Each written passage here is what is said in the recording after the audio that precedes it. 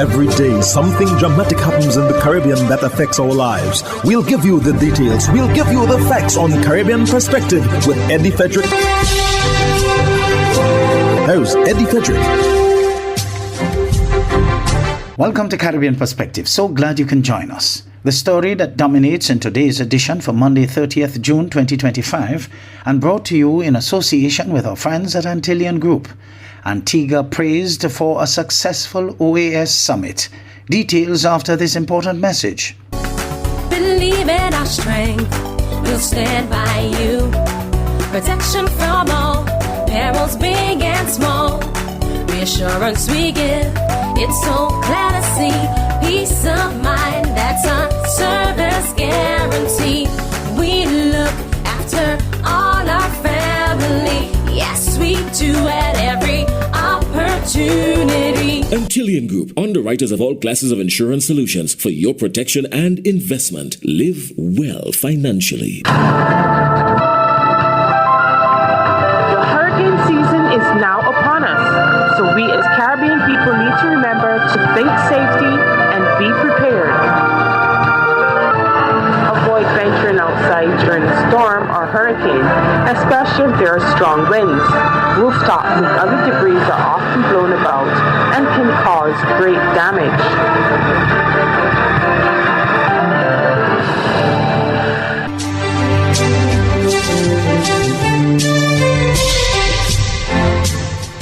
Welcome back. Prime Minister Gaston Brown says his administration is being showered with praise for the hosting of the 55th regular session of the Organization of American States General Assembly. It was hosted in Antigua and Barbuda for the first time, with some 2,000 delegates from the 32 participating states in attendance. The General Assembly concluded on Friday evening at the American University of Antigua, AUA. Myrtle Bruno Hodge of ABS News reports. The event brought together over 2,000 delegates from across the Americas and addressed a range of pressing hemispheric issues. A major highlight of the assembly was the adoption of the landmark resolution uniting the Americas for mental health from commitment to action, which was championed by Antigua and Barbuda in collaboration with the Pan-American Health Organization, PAHO. Prime Minister the Honorable Gaston Brown was widely applauded for his bold and deep personal address on mental health, in which he issued a powerful call for leaders across the region to prioritize mental health as a key component of both public health and sustainable development. Cabinet members joined the Prime Minister in commending the Ministry of Foreign Affairs headed by Honorable E.P. Chet Green for its exceptional coordination and execution of the Assembly. The Cabinet says the overwhelming volume of positive feedback received from international delegates was noted as further confirmation of Antigua and Barbuda's growing reputation as a premier conference destination. Prime Minister Brown also emphasized that the hosting of the OAS Assembly not only advanced the country's diplomatic agenda, but also served as a strategic tourism promotional tool, showcasing Antigua and Barbuda's hospitality infrastructure and the capability to host world-class international events. Myrtle Bruno Hodge, ABS News. With 24 political parties, including Azruddin Mohammed's We Invest in Nationhood, WIN, having submitted their symbols for approval ahead of nomination day and election day, controversy continues to swirl around Mohammed's party logo, the jaguar, Guyana's national animal. Travis Chase of HGP Nightly News has more. Now that 24 political parties, including Azruddin Mohammed's We Invest in Nationhood, have submitted their symbols for approval and the subsequent use on nomination day and election day, there are still objections from some quarters about Mohammed's political party using the jaguar as its symbol.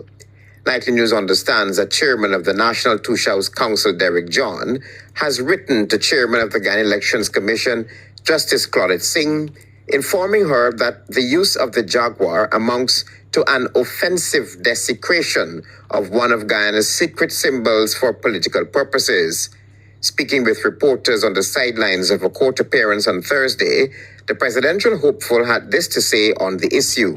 We never had a problem with the logo. before. This is the first time. And come the 1st of July, I hope the logo should be approved, because this will be the first time if it's refused. It was Robert Prasad, chairman of the National Protected Areas Commission, who first prompted that there was an issue with the use of the Jaguar. Prasad is of the view that turning the Jaguar into a party logo strips it of that shared meaning and into something small, partisan, and representing only a few.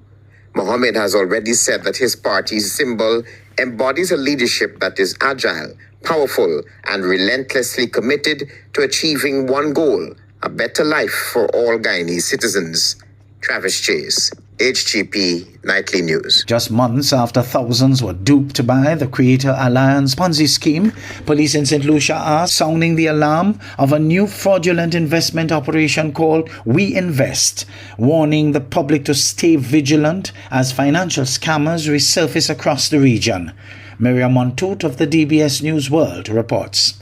During a police press conference on Thursday, Inspector Joshua Kami, who is in charge of information and communication technologies for the RSLPF, provided updates on IT applications within the force.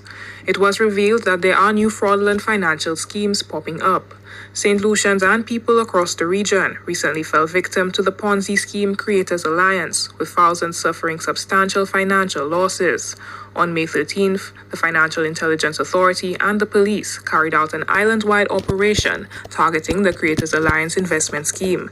Several locations were searched and key suspects were taken into custody. Now, the police say another such scheme has emerged, called We Invest. In a 7-day period, it offers you a 20% interest on crypto investment and a 40% interest in 14 days. Please, if it sounds too good to be true, it may be too good to be true. Section 126 of the Consumer Protection Act makes the participation in pyramid selling schemes a criminal offense with fines up to $5,000 and/or imprisonment for up to 2 years. Inspector Kami provided an update on CCTV installations island-wide.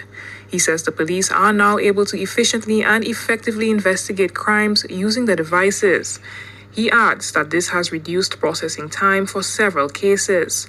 Now, he says, the police are looking at increasing the capacity of these cameras. Secondly, I would like to focus on our police management system, which is one of the applications that is leading in the region. And this application is a multifold one in that it allows police officers to do a lot of manual work, which has been done for years at the stations, digitally, and hence allowing information to be shared instantaneously. In addition, this application allows for proactive policing and even the use of AI application for crime prediction and prevention. Additionally, he says the RSLPF has continuously adopted the use of artificial intelligence technology to reduce processing time for investigations, expedite analysis, and to be proactive in crime fighting. For the DBS News World, Miriam Montoot reporting. You're listening to Caribbean Perspective with Eddie Frederick, in association with our friends at Antillian Group, underwriters of all classes of insurance solutions for your protection and investment. Live well financially. Trinidad and Tobago students and others applying for specific U.S. visas must now set all of their social media profiles to public. More in this TTT News item. The U.S. Embassy in Port of Spain says this new requirement applies to those applying under the F, M, and J non-immigrant visa categories, which include academic, vocational, and exchange programs. The vetting necessary to establish your identity and admissibility to the United States. The adjudication of visa applications is critically important to the national security and public safety of the United States. The embassy warns that social media profiles must be set to public before submitting visa applications. The new rule follows a June 21st announcement by the U.S. Department of State, which expanded screening and vetting procedures. Officials say all available information, especially from online platforms, will be used to determine if applicants pose any threat to national security. The policy aims to ensure applicants are entering the United States for legitimate reasons and intend to comply with the terms of their visa. In the meantime, Trinidad and Tobago has a new central bank governor. Andrea Perez-Sobers of CNC3 Business Watch has some details. On Wednesday afternoon, Larry Hawaii walked out of the Ministry of Finance building on Independence Square with his instruments of appointment as the new central bank governor. This after former central bank governor Dr. Alvin Hilaire was fired. 2 weeks ago, Prime Minister Kamla Persad-Bissessar said that Dr. Hilaire was refusing to divulge information on the top users of foreign exchange in this country. Today, Governor Hawaii, in a sit-down interview with CNC3, says he will be on the job from tomorrow and admitted that it would be a big challenge, especially dealing with the foreign exchange crunch, which he says must be dealt with carefully. We have to consider what are the options available to us from monetary policy point of view, foreign exchange policy point of view, to ensure that we could create the most value for economy based on what we have at the moment. Asked how he's going to deal with the government asking him for certain confidential information on Forex, he said, I need to understand exactly what is required, what information has been requested. Certainly it's not my intention to name anyone. So, for those who may have been concerned about that, I think they could exhale. That's not going to be an issue. On whether he believed he was caught between a political football, Governor Hawaii, who has 50 years banking experience, quickly said no. He says the public must understand what the government is trying to achieve.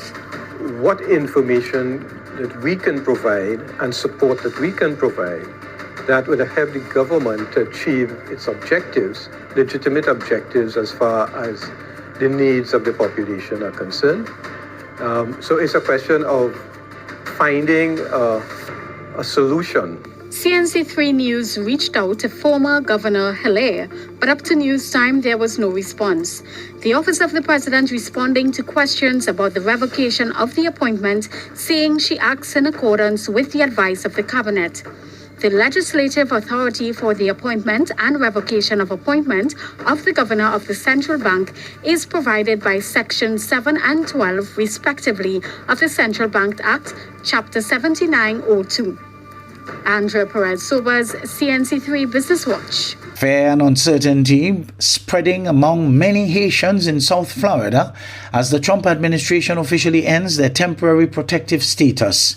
Christian De La Rosa of CBS Miami reports. We are talking about hundreds of thousands of people, many of whom live right here in South Florida. And in speaking to some people with TPS, it is not an overstatement to say they are absolutely devastated. This is so sad and painful, either. I don't have no words, only one word. We don't have any country to return to. Fear and uncertainty spreading among many Haitians in South Florida as the Trump administration officially ends their temporary protective status. 500,000 Haitians currently in the U.S. and their TPS now stripped of their legal status and left effectively undocumented. What are you going to do? I don't know yet.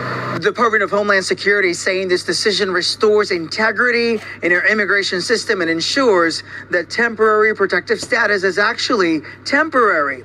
The environmental situation in Haiti has improved enough that it is safe for Haitian citizens to return home. It's a laughable statement if it weren't so serious. Gypsy Matelas is executive director of St. Law Haitian Neighborhood Center in North Miami. You've got gang control of over 90% of the country.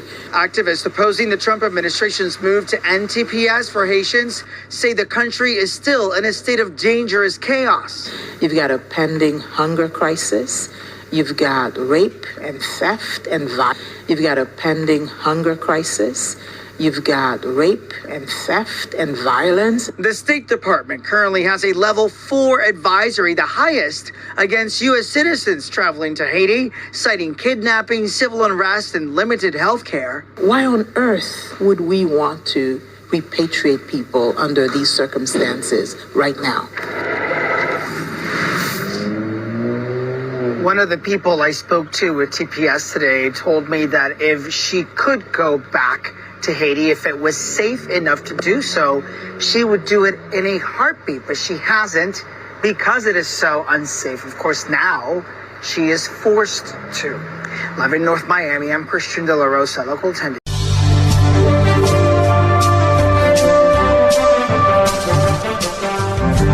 I am Eddie Frederick. This has been Caribbean Perspective, a whole new approach to highlighting developments in the Caribbean. In the meantime, please follow us on Facebook and subscribe to our YouTube channel for daily regional news and more, in association with our friends at Antillian Group. Believe in our strength, we'll stand by you. Protection from all perils, big and small. Reassurance we give, it's so glad to see. Peace of mind, that's our service guarantee. We look after all our family. Yes, we do at every opportunity. Antillian Group, underwriters of all classes of insurance solutions for your protection and investment. Live well financially.